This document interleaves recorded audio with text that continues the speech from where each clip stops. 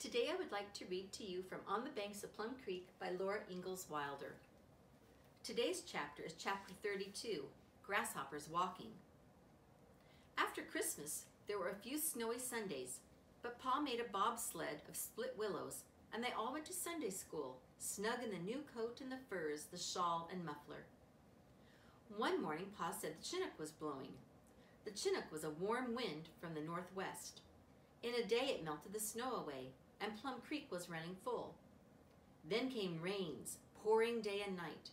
Plum Creek roared, humping down its middle and swirled far beyond its low banks. Then the air was mild, and the creek was tame again. Suddenly the plums and the willows blossomed, and their new leaves uncurled. The prairies were green with grass, and Mary and Laura and Carrie ran barefooted over the fresh softness. Every day was warmer than the day before, till hot summer came. It was time for Laura and Mary to go to school, but they did not go that year because Pa must go away again, and Ma wanted them to be at home with her. The summer was very hot. Dry, hot winds blew, and there was no rain. One day when Pa came in to dinner, he said, "The grasshoppers are hatching. This hot sun is bringing them out of the eggs and up through the ground like corn popping." Laura ran out to see. The grass on the knoll was hopping full of tiny green things. Laura caught one in her hands and looked at it. Its wee small wings and its tiny legs and its little head and even its eyes were the color of the grass. It was so very tiny and so perfect. Laura could hardly believe it would ever be a big, brown, ugly grasshopper. "They'll be big fast enough," said Pa, "eating every growing thing." Day by day, more and more grasshoppers hatched out of the ground. Green grasshoppers of all sizes were swarming everywhere and eating. The wind could not blow loud enough to hide the sound of their jaws, nipping, gnawing, chewing. They ate all the green garden rows. They ate the green potato tops. They ate the grass and the willow leaves and the green plum thickets and the small green plums. They ate the whole prairie bare and brown. And they grew. They grew large and brown and ugly. Their big eyes bulged and their horny legs took them hopping everywhere. Thick over the ground they were hopping, and Laura and Mary stayed in the house. There was no rain, and the days went by hotter and hotter, uglier and uglier, and filled with the sound of grasshoppers, until it seemed more that could be borne. "Oh, Charles," Ma said one morning, "seems to me I just can't bear one more day of this." Ma was sick. Her face was white and thin, and she sat down tired as she spoke. Pa did not answer. For days he had been going out and coming in with a still, tight face. He did not sing or whistle anymore. It was worst of all when he did not answer Ma. He walked to the door and stood looking out. Even Carrie was still. They could feel the heat of the day beginning and hear the grasshoppers. But the grasshoppers were making a new sound. Laura ran to look out at them excited, and Pa was excited too. "Caroline," he said, "here's a strange thing. Come look." All across the dooryard, the grasshoppers were walking shoulder to shoulder and end to end, so crowded that the ground seemed to be moving. Not a single one hopped. Not one turned its head. As fast as they could go, they were all walking west. Ma stood beside Pa looking. Mary asked, "Oh, Pa, what does it mean?" And Pa said, "I don't know." He shaded his eyes and looked far to west and east. "It's the same as far as the eye can see. The whole ground is crawling, crawling west." Ma whispered, "Oh, if they would all go away." They all stood looking at that strange sight. Only Carrie climbed onto her high chair and beat the table with her spoon.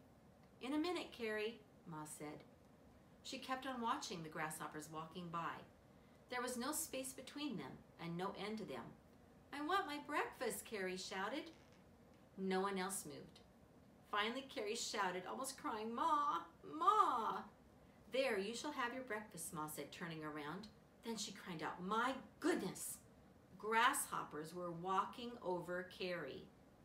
They came pouring in the eastern window, side by side and end to end, across the windowsill and down the wall and over the floor. They went up the legs of the table and the benches and Carrie's high stool. Under the table and benches and over the table and benches and Carrie, they were walking west. "Shut the window," said Ma.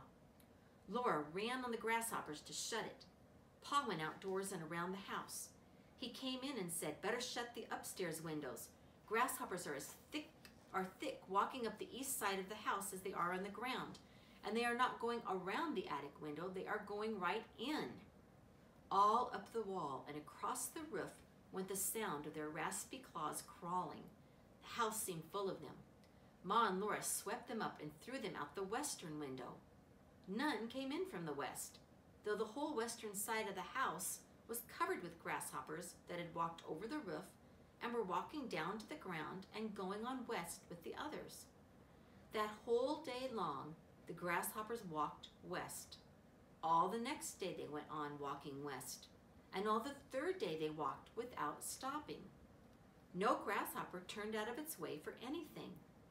They walked steadily over the house. They walked over the stable. They walked over Spot until Pa shut her in the stable.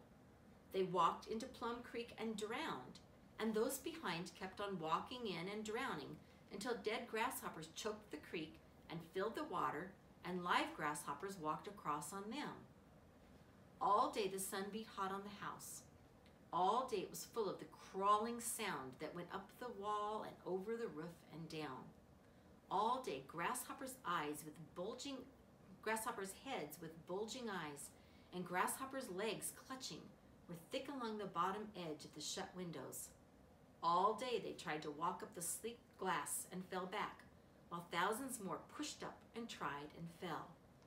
Ma was pale and tight. Pa did not talk and his eyes could not twinkle. Laura could not shake the crawling sound out of her ears nor brush it off her skin. The fourth day came and the grasshoppers went on walking. The sun shone hotter than ever with a terribly bright light. It was nearly noon when Pa came from the stable shouting, "Caroline, Caroline, look outdoors. The grasshoppers are flying." Laura and Mary ran to the door. Everywhere grasshoppers were spreading their wings and rising from the ground. More and more of them filled the air, flying higher and higher till the sunshine dimmed and darkened and went out as it had done when the grasshoppers came. Laura ran outdoors. She looked straight up at the sun through a cloud that seemed almost like snowflakes. It was a dark cloud, gleaming, glittering, shimmering bright and whiter as she looked higher and farther into it, and it was rising instead of falling. The cloud passed over the sun and went on far to the west until it could be seen no longer. There was not a grasshopper left in the air or on the ground, except here and there a crippled one that could not fly, but still hobbled westward. The stillness was like the stillness after a storm. Ma went into the house and threw herself down in the rocking chair. My Lord, my Lord." The words were praying, but they sounded like "thank you." Laura and Mary sat on the doorstep. They could sit on the doorstep now. There were no grasshoppers. "How still it is," Mary said. Pa leaned in the doorway and said earnestly, "I would like someone to tell me how they all knew at once that it was time to go, and how they all knew which way was west and their ancestral home." But no one could tell him. And that's the end of chapter 32. Thank you for listening.